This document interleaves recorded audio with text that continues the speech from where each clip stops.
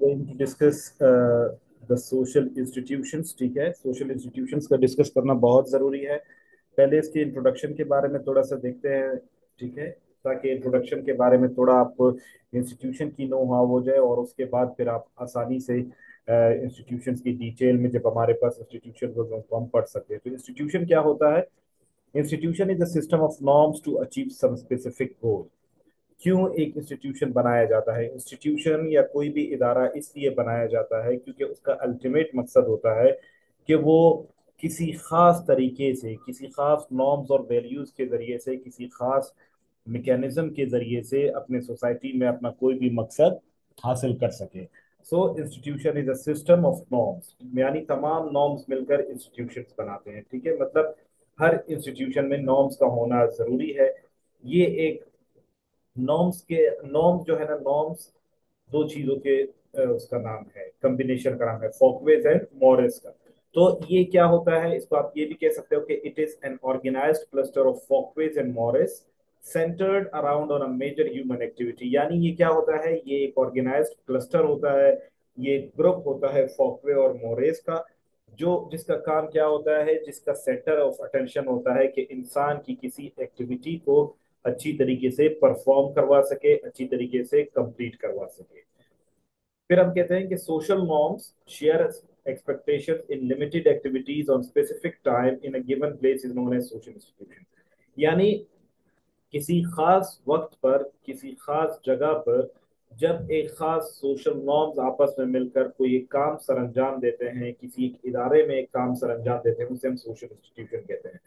अभी याद रखें, सोशल इंस्टीट्यूशन में और एक आम इदारे में फर्क क्या है। ठीक है, एक जो आम इदारा होता है वो सिर्फ एक बिल्डिंग होता है, जिसका एक काम, उसकी अपनी कोई एग्जिस्टेंस जो है ना नहीं होती, उसकी अपनी कोई भी परफॉर्मेंस नहीं होती। लेकिन उसके बरक्स जो सोशल इंस्टीट्यूशन होता है, सोशल इंस्टीट्यूशन क्या करता है, सोशल इंस्टीट्यूशन लार्जर और ब्रॉडर स्पेक्ट्रम पे लोगों को फैसिलिटेट करता है। सेकेंडली, उसके अंदर नॉर्म्स एंड वैल्यूज होते हैं, यानी रूल्स एंड रेगुलेशन होते हैं, जिसको सामने रखते हुए अपनी जरूरियात को वो पूरा करते हैं और अपने काम को अच्छी तरीके से अंजाम देते हैं। थर्डली, जो सोशल इंस्टीट्यूशन होता है, सोशल इंस्टीट्यूशन ऑल अलोन काम नहीं करता।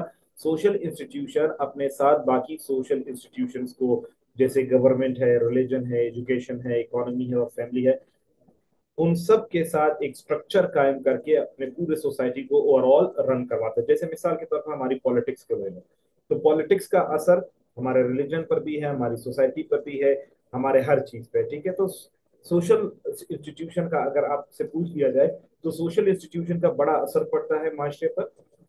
इसमें नॉर्म्स एंड वैल्यूज होते हैं, ये एक centred around a major human activity होते हैं। ठीक है, और इनका काम क्या होता है, इनका काम अपने माशरे में लोगों को फायदा पहुंचाना होता है। फिर अगर हम डेफिनेशन देखें, तो डेफिनेशन में वही चीजें दोबारा दोहराई गई हैं। ठीक है, institution is the structure of the society that is organised to meet the needs of the people through well established procedures. ठीक है, कि इंस्टीट्यूशन क्या है, ये एक ऐसा सोशल स्ट्रक्चर है सोसाइटी का, जिसको इस तरीके से बनाया गया है कि उसके इस्तेमाल से जो इंसानों के, उस वक्त के जो इंसान है, उनकी जरूरियात को पूरा किया जा सके खास तरीके से। तो सिंपली आप कंसेप्ट क्लियर होना चाहिए, आप इसको अपने अल्फाज में लिख सकते हैं, अल्फाज का रद्द बदल आप कर सकते हैं। ठीक है, फिर हमारे पास डेविस कहता है कि इट इज अ स्ट्रक्चरल और cultural pattern to satisfy the basis of society. अभी हमारी सोसाइटी की कुछ बेसिस ऑफ एलिमेंट्स है, आगे जाकर मैं आपको सारा बताऊंगा कि बेसिस ऑफ सोसाइटी क्या है। कि भाई उसमें एग्जिस्टेंस मौजूद होनी चाहिए, उसमें एक स्पेसिफिक टाइम पे कुछ लोगों का रहना जरूरी होता है। तो ये एक ऐसा स्ट्रक्चर होता है, और ये एक ऐसा स्ट्रक्चरल या कल्चरल पैटर्न होता है, जिसकी मदद से हम अपने सोसाइटी के बेसिक नीड्स को सेटिस्फाई करते हैं। या सोसाइटी या institutions are the system of social relationship for meeting the basic human needs. ठीक है, इंस्टीट्यूशंस क्या है, ये ऐसा ग्रुप है सोशल रिलेशनशिप का, एक ऐसा सिस्टम है सोशल रिलेशनशिप का, जो कि एक साथ इंटरकनेक्टेड है ताकि इंसान की जरूरियात को पूरा कर सके। फिर कहता है, एच ई बर्नीस कहता है कि it is a social structure and machinery through which human society organises, directs and executes the activities to satisfy needs.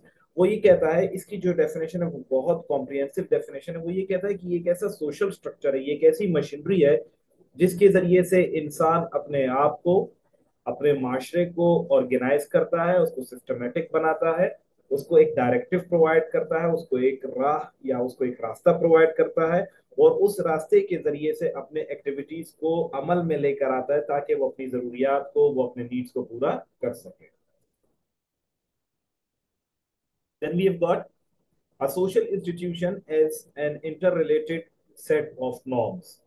यानी हर इदारे में जहां पर मुख्तलिफ किस्म के नॉर्म्स एंड वैल्यूज फॉलो किए जाते हैं और उनको उनको एक इंटर रिलेटेड कंसेप्ट के जरिए से वो सारे एक दूसरे के साथ कनेक्टेड होते हैं, तो उसे हम क्या कहते हैं, उसे हम सोशल इंस्टीट्यूशंस कहते हैं। नाउ कुछ एलिमेंट्स है सोशल इंस्टीट्यूशंस के, मतलब सोशल इंस्टीट्यूशन में किन चीजों का होना बहुत जरूरी है, ठीक है। तो वो मैं आपके सामने जिक्र कर रहा हूँ। सबसे पहला है कि it is a group of people, यानी सोसाइटी क्या होता है या इंस्टीट्यूशन क्या होता है, ये तमाम ग्रुप ऑफ पीपल होते हैं। यानी अगर वो ग्रुप है, चाहे वो और एसोसिएशन है, चाहे वो कम्युनिटी है, चाहे वो कुछ जो कुछ भी है, it is a group of people. Secondly, इनके जो इंटरेस्ट होते हैं कॉमन होते हैं, यानी हर इंस्टीट्यूशन एक स्पेसिफिक इंटरेस्ट, एक स्पेसिफिक मफाद को सामने रखते हुए काम करता है। मिसाल के तौर पर अगर स्कूल की बात करें तो वो स्टूडेंट्स को पढ़ाएगा। अगर वो हम पॉलिटिक्स की बात करें तो वो पॉलिटिक्स पे काम करेगा। अगर वो हम रिलीजन की बात करें तो वो रिलीजन पर काम करेगा। तो हर किसी का एक स्पेसिफिक इंटरेस्ट होता है।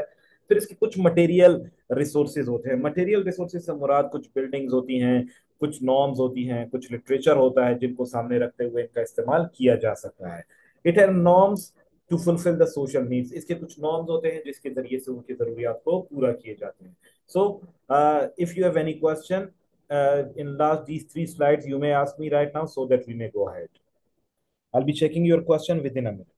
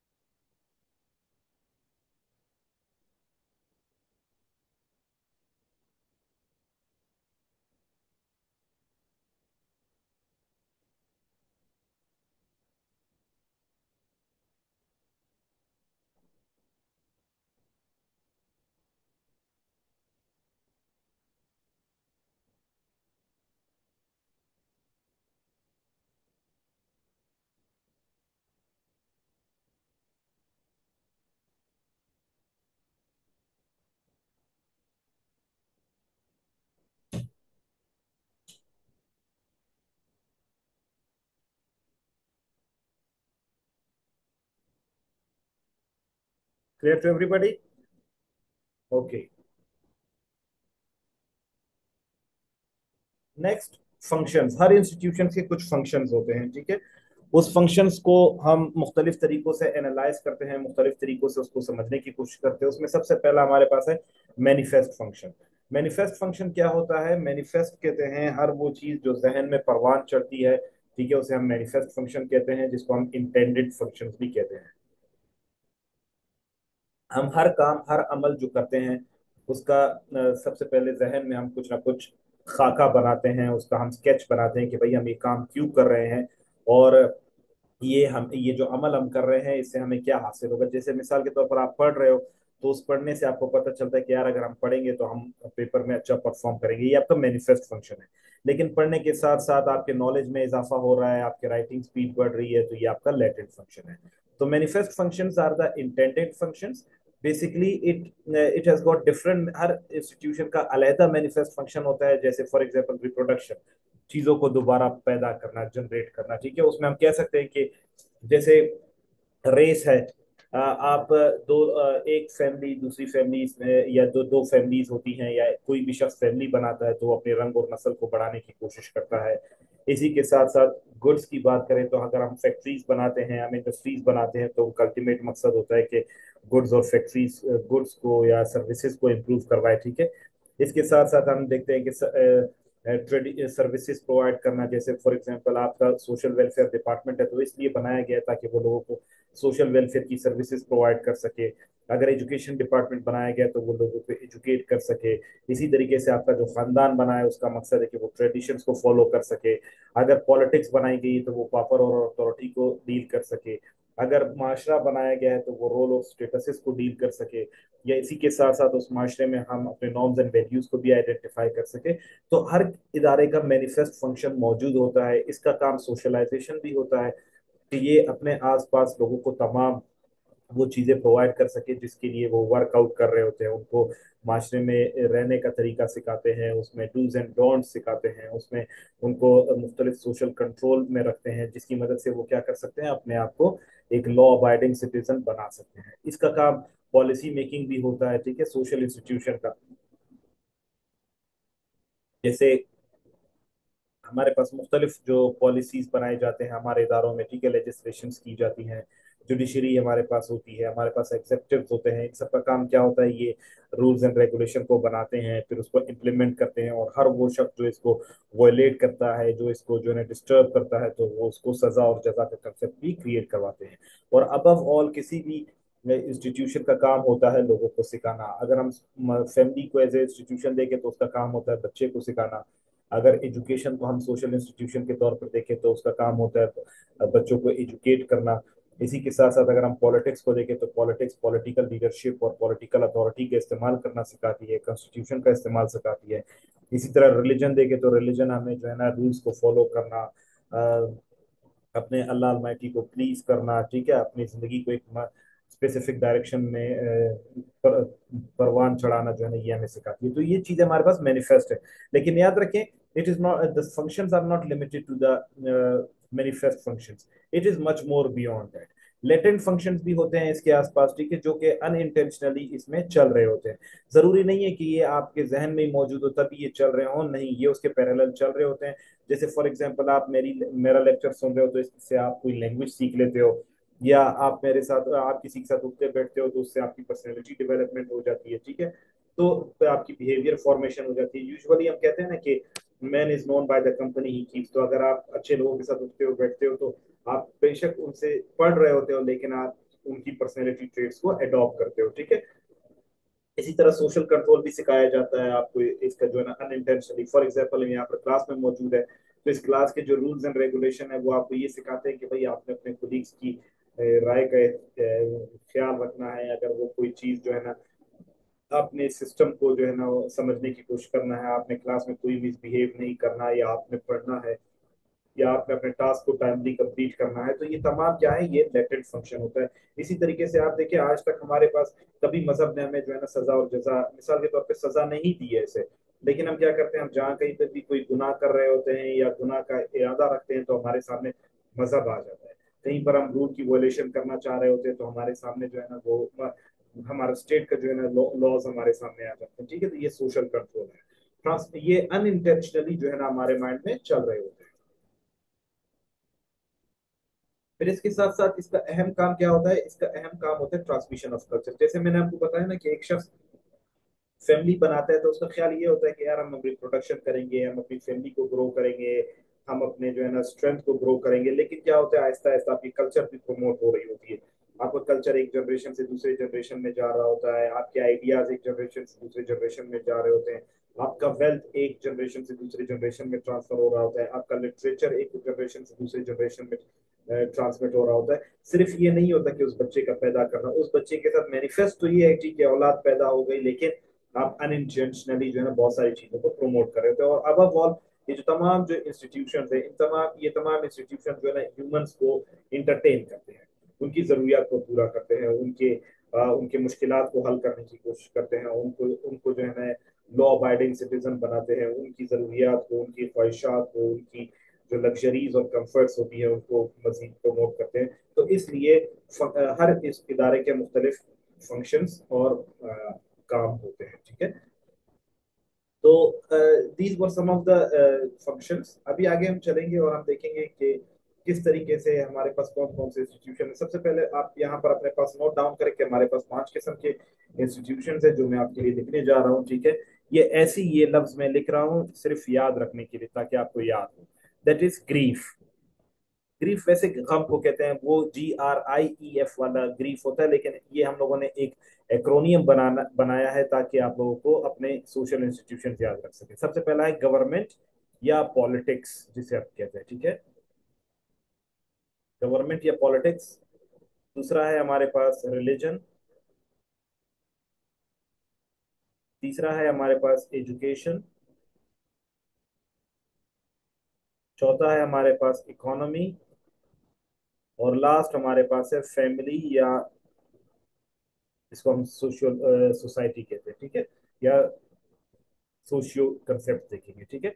तो इसमें अभी ये पांच के पांच हमारे क्या है, ये सोशल इंस्टीट्यूशन है। इन सब का काम क्या होता है, इंसान की नीड्स को पूरा करना, इंसान को सेटिस्फाई करना, इंसान के मुश्किलात को खत्म करना।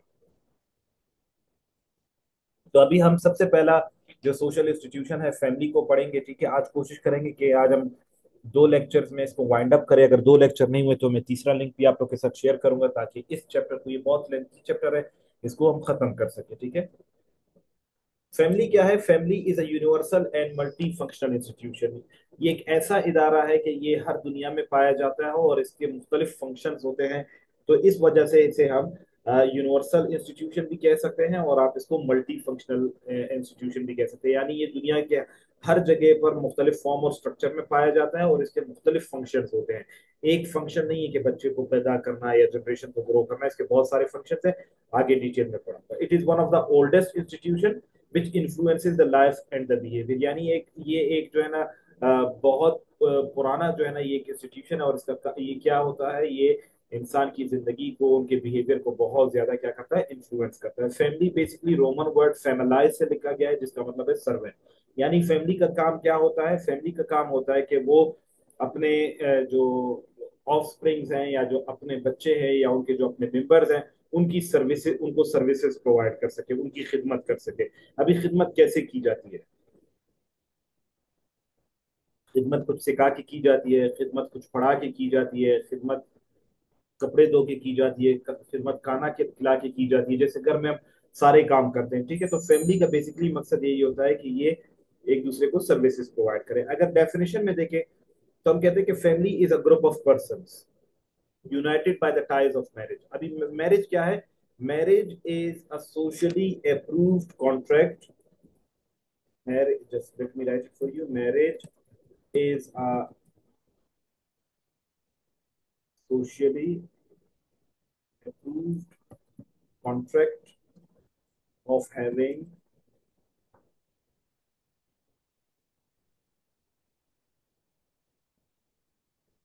physical interaction, फिजिकल इंटरेक्शन या सोशल की स्पेलिंग को एक सी कर देना, ठीक है। ये एक ऐसा कॉन्ट्रैक्ट होता है मैरिज के जरिए से। मैरिज क्या होता है, मैरिज इसलिए की जाती है ताकि लोगों को ये बताया जा सके कि ये जो कपल है, ये दोनों तरफ से, हस्बैंड और वाइफ दोनों की तरफ से इनको अप्रूवल मिल गई है, ये एक रिश्ते में आ गए हैं, और ये जो है ना अभी अपनी फैमिली को प्रमोट कर सकते हैं, ठीक है। ब्लड और एडॉप्शन के जरिए से भी ये एक दूसरे को प्रमोट कर सकते हैं। Consisting of single house hold, याद रखें कि जब भी फैमिली की बात की जाती है, हो सकता है आपसे कभी वो पूछ लें, तो आपका जो किचन होता है वो डिस्क्राइब करता है कि आपके घर में कितनी फैमिली मौजूद है। If you are using a single kitchen, so it means you are having a single family. If you are using multiple kitchens, तो फिर आप मल्टीपल, जैसे अक्सर आपने देखा होगा सेंसस में जो मर्दमशुमारी होती है, वो अक्सर आपसे पूछते हैं कि भाई घर में कितने किचन है। वो इस वजह से पूछते हैं, वो आपकी फैमिली को डिटरमाइन करते हैं, ठीक है। तो फैमिली ग्रुप ऑफ पर्सन होते हैं जिनके अंदर जो कि किसी एक खास रिश्ते से, ज्यादातर ब्लड रिलेटिव्स के ब्लड रिलेशन की वजह से वो आपस में जुड़े हुए होते हैं, ठीक है। एक ही घर में रहते हैं और वो एक दूसरे के साथ इंटरेक्ट करते हैं, ठीक है। और हर किसी के कुछ स्पेसिफिक रूल्स एंड रेगुलेशन होते हैं, जिसकी बुनियाद पर वो एक स्पेसिफिक कल्चर को अपने लाइफ में मेंटेन करते हैं। इसी के साथ साथ अगर आप देखो तो फैमिली में be defined as a biological और social unit that is composed of husband wife and their children. Merrill कहता है कि फैमिली एक बायोलॉजिकल और सोशल यूनिट है, जिसमें हस्बैंड वाइफ और उनके बच्चे होते हैं। अभी मैं आपको आगे जाकर फैमिली के टाइप्स में सारे मैं आपको बताऊंगा कि व्हाट इज है ना, क्या नाम है, nuclear family, what is extended family, what is joint family, ठीक है। तो मैं आपको बताऊंगा कि किस तरीके से जो है ना ये। अच्छा, यहाँ पर एक चीज सबसे इंपॉर्टेंट याद रखें कि अकॉर्डिंग टू फंक्शनलिस्ट परस्पेक्टिव, ये आप नोट डाउन करें, अकॉर्डिंग टू फंक्शनलिस्ट परस्पेक्टिव जो बेसिक यूनिट है सोसाइटी का वो फैमिली है। ठीक है। इंटरेक्शनिस्ट कहते हैं कि एक इंडिविजुअल बेसिक एलिमेंट है सोसाइटी का, लेकिन फंक्शनलिस्ट पर्सपेक्टिव वाले कहते हैं कि फैमिली एक क्या है, यूनिट है, यानी सबसे छोटा यूनिट जो है उनके सामने फैमिली है। Family is a kinship grouping which provides rearing of children and other human needs. वो कहते हैं कि फैमिली जो है ना ये एक रिश्तेदारी का एक ऐसा ग्रुप है जो बच्चों को परवान चढ़ाते हैं, बच्चों की परवरिश करते हैं और बाकी ह्यूमन की जरूरियात को पूरा करते हैं, ऑटम एंड ये कहता है। अभी यहाँ पर आप देखिए कैरेक्टरिस्टिक्स में, characteristics are very much important. जहां पर भी कैरेक्टरिस्टिक्स की बात मैं करूंगा तो आपको पता होना चाहिए कि ये फंक्शन में भी आ सकेंगे, ये हमारे पास उसमें इंपॉर्टेंस में भी आएंगे, ये सिग्निफिकेंस में भी आएंगे। ठीक है। फैमिली का जो सबसे इंपॉर्टेंट कैरेक्टरिस्टिक्स है वो ये है कि ये आपको मेटिंग रिलेशनशिप प्रोवाइड करता है, यानी इसका काम ये होता है कि ये आपको एक सूटेबल स्पाउस देता है, एक सूटेबल पार्टनर देता है, जिसके साथ एक इंसान अपनी जिंदगी को प्रमोट करता है, अपनी जिंदगी को चलाने की कोशिश करता है, जिसके साथ अपने ऑफ स्प्रिंग्स जनरेट करता है, उसके साथ जो है ना अपने लाइफ को स्पेंड करता है। साथ साथ it provides the main characteristics of the family is the marriage, यानी जब फैमिली अप्रूव करती है तभी जो है ना आपकी वो फैमिली जो है ना आपकी शादी करवा देते हैं, जिसकी मदद से आप एक जो है ना आपको मुख्तलिफ रोल्स एंड स्टेटस असाइन किए जाते हैं। For example a person becomes father और a person becomes mother only when they get married and when they produce their children. ठीक है। तो वो रोल्स एंड स्टेटसेस भी आपके फैमिली की तरफ से आपको असाइन किए जाते हैं, तो इसलिए फैमिली का बहुत अहम किरदार है। जैसे आप देखते हो कि कभी एस्क्राइब स्टेटस मिलता है, कभी अचीव्ड स्टेटस मिलता है। एस्क्राइब कहते हैं बाय बर्थ को, ठीक है, और अचीव्ड कहते हैं जो कि आपने स्ट्रगल के जरिए से हासिल की जाती है। तो आपको जो भी रोल और स्टेटस मिलता है वो आपको मैरिज के जरिए से मिलता है, वो आपको फैमिली के जरिए मिलता है। मोस्ट इंपॉर्टेंटली आपको जो नोमन क्लेचर मिलता है, आपको जो नेम मिलता है, आपको जो आइडेंटिटी मिलती है वो आपके फैमिली से मिलती है। यानी आप कौन से मजहब से हो, आप कौन सी जुबान बोलते हो, आप कौन से रंग और नस्ल से ताल्लुक रखते हो, आप किस इलाके से ताल्लुक रखते हो, आप किसके बेटे हो, किसके भाई हो, ये जो रियल आइडेंटिटी है या जो नोमन क्लेचर है ये आपको फैमिली प्रोवाइड करती है। यानी अगर आपने देखा होगा ना कि आपकी कास्ट की अगर हम बात करें मिसाल के तौर पर, ठीक है, तो आपका कास्ट कौन डिटरमाइन करता है? कास्ट आपका आपकी फैमिली डिटरमाइन करती है। आपकी लैंग्वेज कौन डिटरमाइन करती है? अगर हम उसको ब्रॉडर पर्सपेक्टिव में देखें तो आपकी फैमिली आपके लैंग्वेज को भी डिटरमाइन करती है। ठीक है। इसके साथ साथ अगर हम देखें तो बहुत सारी ऐसी चीजें हैं जिसकी मदद से हम अपने कास्ट को, अपने कल्चर को, अपनी सकाफत को, अपने ट्रेडिशन को, अपनी रियल आइडेंटिटी को हम क्या कर सकते हैं, हम इनके जरिए से वो कर सकते हैं। फिर नीड्स की हमारी सेटिस्फेक्शन करते हैं। अभी मुख्तलिफ नीड्स आती हैं, जैसे हम सोशलाइजेशन में आप, ये आपको प्रोटेक्शन प्रोवाइड करती है, या आपको फूड प्रोवाइड करती है, या आपको सिक्योरिटी प्रोवाइड करती है, या आपको आपकी सोशलाइजेशन करती है, या आपकी कल्चर आप में ट्रांसमिट करता है, आपकी पर्सनैलिटी डेवलपमेंट करती है, आपकी बिहेवियर फॉर्मेशन करती है, आपकी सेल्फ को प्रमोट करती है। तो कैरेक्टर फैमिली क्या करती है? Family is one man show. ठीक है। वो इस तरह है कि उसमें तमाम जो खासियतें जो किसी एक इदारे में मौजूद होनी चाहिए वो उसमें मौजूद होती है, और खास तौर पर क्योंकि ये एक प्राइमरी इंस्टीट्यूशन है, ये बहुत ज्यादा रिस्पॉन्सिबल होता है इंसान की फलाह बहबूद के लिए। और ये फैमिली का जो इंपॉर्टेंट कैरेक्टरिस्टिक्स है वो ये क्या है कि कॉमन हैबिटेशन प्रोवाइड करते हैं, कि आप किस इलाके से हो, आप किस जगह पर रहते हो, और फैमिली के सारे लोग जो आपस में इकट्ठे रहते हैं, ठीक है, वो सारी चीजें आपको फैमिली की तरफ से असाइन की जाती है। So I hope you all got the characteristics. अगर यहाँ तक आपका सवाल है तो आप मुझसे पूछ सकते हैं, if not please drop me yes, ताकि फिर हम टाइप्स ऑफ फैमिली की तरफ चले। इस सेशन में हम फैमिली को कंप्लीट करेंगे, नेक्स्ट वाले में इंशाल्लाह हम पॉलिटिक्स और दूसरे उसको करेंगे, रिलीजन को, और तीसरे में फिर हम बाकी को करेंगे। अगर कोई क्वेश्चन है तो आप पूछ सकते हो। Over to you all please, a bit quickly. अगर आपका कोई सवाल है तो पूछें, if not please drop me yes. Okay.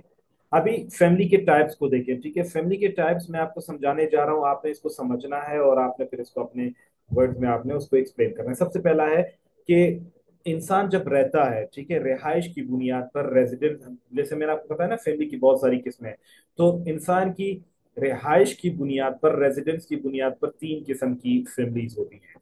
सबसे पहले जब एक कपल आपस में शादी करते हैं, हस्बैंड वाइफ की जब शादी की जाती है, तो अगर वो मैट्री लोकल, यानी मैट्री यहाँ पर ये लफ्ज याद रखना, मैट्री जब भी आएगा तो ये माँ से रिलेटेड है, मदर से, ठीक है। और पैट्री जब भी आएगा तो ये फादर से रिलेटेड है, ठीक है। तो मैट्री लोकल ये है कि अक्सर जो फैमिलीज होती है, वो फैमिलीज में आपने देखा होगा कि एक लड़की की शादी हुई और वो लड़का जो है ना वो अपनी वाइफ के घर में जाकर ही रहना शुरू कर देते हैं, जिसे हम घर दामाद कहते हैं, ठीक है। तो वो फैमिली, यानी फिर जब उनके जो बच्चे होंगे तो उनकी जो फैमिली होगी वो किस किस्म की फैमिली होगी? मैट्री लोकल फैमिली होगी। मैट्री लोकल फैमिली से मुराद ये है कि वो जो है ना बच्चे जो है ना वो अपने वालिद के फैमिली के साथ नहीं रह रहे हैं, बल्कि अपनी वालदा की फैमिली या वालदा की लोकेलिटी में रह रहे हैं। जरूरी नहीं कि उस घर में रहे, लेकिन उनके इलाके में रह रहे हैं, ठीक है। I hope it's clear. फिर पेट्री लोकल है, यानी जब कपल की शादी होती है तो वो जो है ना लड़के के वालिद के इलाके में, यानी लड़के के इलाके में जाकर वहां पर कहीं सेटल होते हैं, ठीक है। हस्बैंड और वाइफ है, हस्बैंड के इलाके में जाकर जब सेटल हो जाती है कोई family, a family that lives in the locality of a father, ठीक है, आफ्टर गेटिंग मैरिड, तो उसे हम क्या कहते हैं? Petri local. और न्यू लोकल क्या है? New local it means when husband and wife when they get married and they usually go and join any other locality to live। ये यूजुअली क्या होता है? ये यूजुअली लोगों में जॉब्स की वजह से होता है, माइग्रेशन की वजह से होता है। अक्सर आपने ऐसे देखा होगा कि हस्बैंड और वाइफ जॉब कर रहे हैं, ठीक है, तो वो मुख्तलिफ जगहों पर जॉब्स कर रहे हैं। मिसाल के तौर पे किसी की इस्लामाबाद में जॉब है, तो वालिद वालिद का अगर ताल्लुक बलूचिस्तान कोयटा से है और वालदा का ताल्लुक मस्तूम से है, तो इनकी जब शादियां हो जाएंगी ये लोग दोनों चले जाते हैं इस्लामाबाद में सेटल होते हैं। तो ये न्यू लोकल है।